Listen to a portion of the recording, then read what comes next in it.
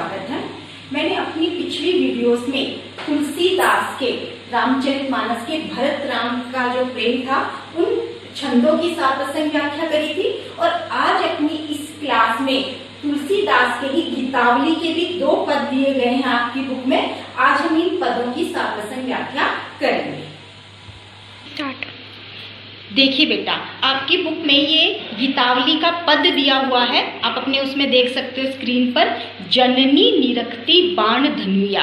आज हम ये जो पद दिया है हम इसकी व्याख्या करने जा रहे हैं। तो सबसे पहले जब हम सप्रसंग व्याख्या करते हैं तो हम इसमें सबसे पहले प्रसंग लिखते हैं। तो आप प्रसंग कैसे लिखोगे बेटा? आप लिखोगे प्रस्तुत पद राम भक्त कवि तुलसीदास द्वारा रचित गीतावली से लिया गया है। इस पद में राम के वन गमन के बाद माता कौशल्या के हृदय की विरह वेदना का वर्णन किया गया है। वे राम की वस्तुओं को देखकर उनका स्मरण करती हैं और दुखी हो जाती हैं। तो बेटा इस प्रसंग में आपने अपने चैप्टर का नाम भी लिख दिया और साथ ही साथ आपने उनके कवि यानी तुलसीदास का नाम बताया, और साथ ही साथ संदर्भ भी कि ये पंक्तियां किस संदर्भ में कही गई हैं कि जब राम चले जाते हैं तो उसके बाद कौशल्या की विरह वेदना को दर्शाता हुआ यह पद है। अब हम इसकी व्याख्या करेंगे। तो आप इसकी पहली पंक्ति देखिए, जननी निरक्ति बाण धनुया। जननी का मतलब होता है जन्म देने वाली अर्थात माता। निरक्ति का मतलब होता है बेटा देखती है, और बाण धनुया होते हैं जो छोटे छोटे धनुष बाण होते हैं। तो अब देखिए इसका अर्थ हम कैसे लिखेंगे, व्याख्या करेंगे कि माता कौशल्या राम के छोटे धनुष बाणों को देखती है, बार बार उर नैननी लावती प्रभु जी की ललित पन्हैया। उर का मतलब होता है बेटा हृदय, और नैननी का मतलब होता है नैनों से, और पन्हैया होते जो छोटे छोटे जूते होते हैं। तो वहां रखी राम के बचपन की जूतियों को माँ कौशल्या देखती है और बार बार उन्हें अपने हृदय और नेत्रों से लगा लेती है। अब तीसरी पंक्ति देखिए, कभू प्रथम जयो जाई जगावती कही प्रिय वचन सवारे। जगावती का मतलब है बेटा जगाती है, और सवारे का मतलब होता है सुबह। अब इसमें आपको लिखना है कि कभी कभी तो वह ये भूल ही जाती है कि श्री राम यहाँ नहीं है, वे तो वन चले गए हैं, लेकिन वो ये भूल जाती है और वह पहले की ही भांति उन्हें जगाने के लिए उनके शयन कक्ष में जाती है और प्रिय वचन बोलती हुई कहती है, उठू तात। चौथी पंक्ति में देखिए बेटा, उठू तात बलि मातु बदन पर अनुज सखा सब द्वारे। बलि का मतलब होता है बलिहारी जाना, और इसमें बदन का मतलब हो गया मुख, अनुज का मतलब होता है बेटा भाई, और सखा का मतलब होता है जो दोस्त होते हैं। अब माता क्या कह रही है, उनसे कह रही है कि उठो पुत्र, मैं तुम्हारे मुख पर बलिहारी जाती हूँ, तुम्हारे सभी अनुज और मित्र द्वार पर खड़े तुम्हारी प्रतीक्षा कर रहे हैं। कभू कहती यों बड़ी बार भई जाहू भूप पह भैया। यहाँ बार का मतलब होता है जैसे कहते हैं ना बहुत बार हो गई है, देर हो गई है, और भूप का मतलब होता है महाराज। तो वो कह रही है इन पंक्तियों में कि कभी वह कहती हैं भैया बहुत देर हो गई है, महाराज के पास जाओ। बंधु बोली जेये जो भावे गई निछावरी मैया। जेये का मतलब होता है भोजन करना। बंधु बोली यानी भाइयों को बुला लो, और जो तुम्हारा मन चाहे वह खा लो, तुम्हारी मैया तुम पर न्योछावर जाती है। कभू समूझी वन गमन राम को रही चकी चित्र लिखी सी। लेकिन जैसे ही उन्हें याद आता है कि राम तो यहाँ पर है ही नहीं, वे तो वन में गए हुए हैं, तब वे चित्र लिखी का मतलब होता है बेटा चित्र के समान जो स्थिर हो जाते हैं।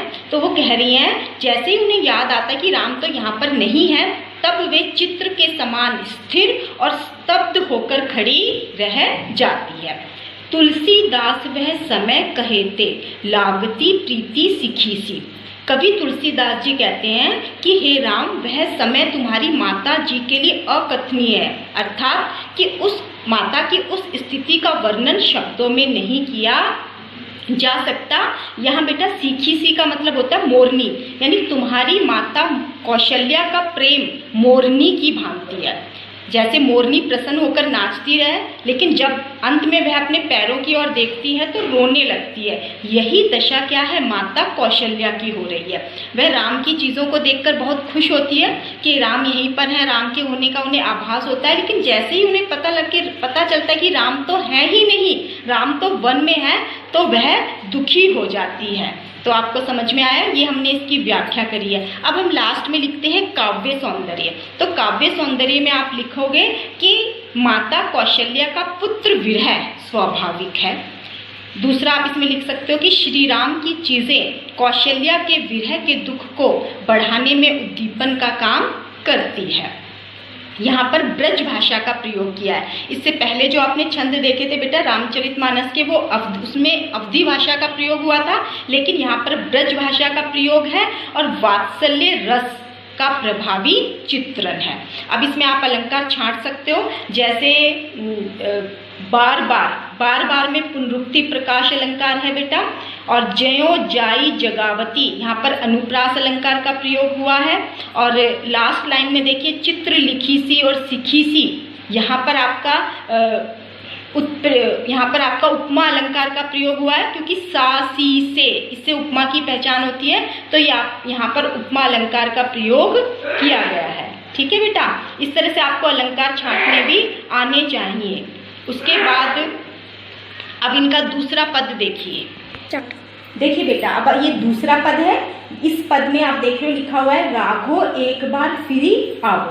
तो अब इसकी भी हमको सप्रसंग व्याख्या करनी है, तो इसमें भी हम सबसे पहले प्रसंग लिखेंगे, और प्रसंग में लिखेंगे कि प्रस्तुत पद राम भक्त कवि तुलसीदास द्वारा रचित गीतावली से लिया गया है। राम वन में है और महल में माता कौशल्या राम के वियोग में दुखी अश्व मतलब घोड़े की दशा को देखकर राम से पुनः अयोध्या आने की बात कहती है। तो यहाँ भी आपने पाठ का नाम लिख दिया, कवि का नाम बता दिया और संदर्भ बता दिया कि ये पंक्तियां किस संदर्भ में कही गई है। अब इसकी पहली पंक्ति देखो बेटा, राघो एक बार फिरी आओ। यह राघो मतलब राघव, राम को कह रही है वो कि माता कौशल्या राम के वियोग में तड़प रही है और वह राम के घोड़े की दुर्दशा देखकर कहती है कि हे राघव, तुम एक बार वापस अवश्य लौट आओ। अब दूसरी पंक्ति देखिए, ए बर बाजी लोकी आपने बहुरी बनही सिधावे।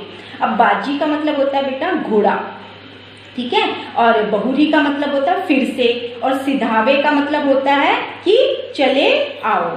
अब देखो दूसरी पंक्ति का अर्थ हुआ कि तुम एक बार अपने इस घोड़े को देखकर भले ही वन को लौट जाना। जे तीसरी पंक्ति में देखिए, जे पय प्याई पोखी कर पंकज वार वार चुचू कारे। पय का मतलब होता है बेटा पानी, और प्याई का मतलब होता है पिलाकर। कर पंकज यानी कि कर पंकज का मतलब हो गया कमल रूपी हाथ, और चुचकारे का मतलब होता है बेटा पुचकारना।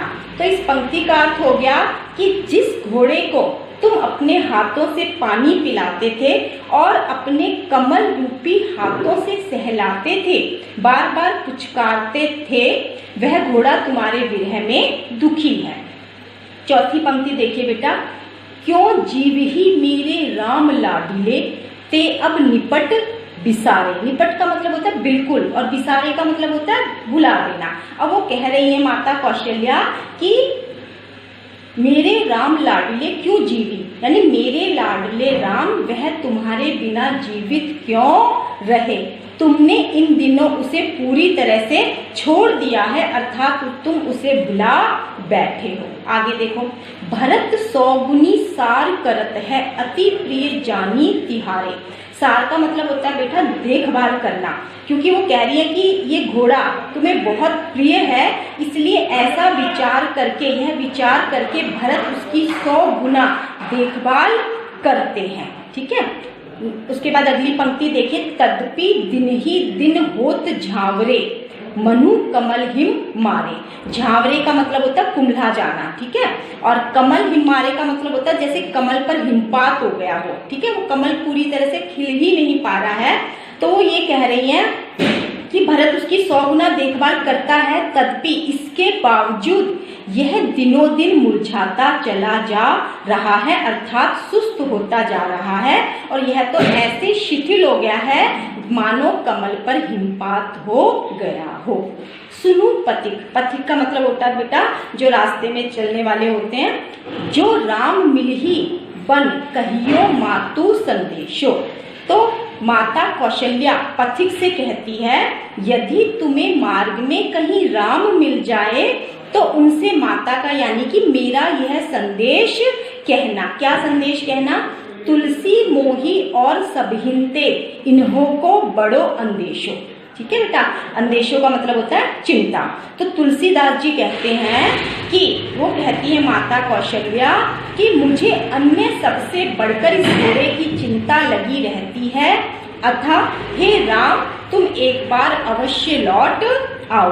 अब हम काव्य सौंदर्य करेंगे, तो काव्य सौंदर्य में सबसे पहले हम इसमें भावार्थ देखते हैं। तो भावार्थ क्या है कि माता कौशल्या का श्री राम के प्रति अगाध प्रेम का चित्रण है। दूसरा, माता कौशल्या अश्व के बहाने श्री राम की वापसी की कामना करती है। माता कौशल्या राम के वियोग में व्याकुल है, लेकिन वो अपनी व्याकुलता ना छिपाकर, अपनी व्याकुलता को छिपाकर अश्व के बहाने की घोड़े के बहाने कि तुम्हारा घोड़ा बहुत ही कमजोर होता जा रहा है कि एक बार तुम आ जाओ, अर्थात माता कौशल्या एक बार राम को देखना चाहती है। तो इस तरह से आपने विशेष में आप काव्य सौंदर्य में आपने इसका भावार्थ लिख दिया। उसके बाद हम देखते हैं भाषा।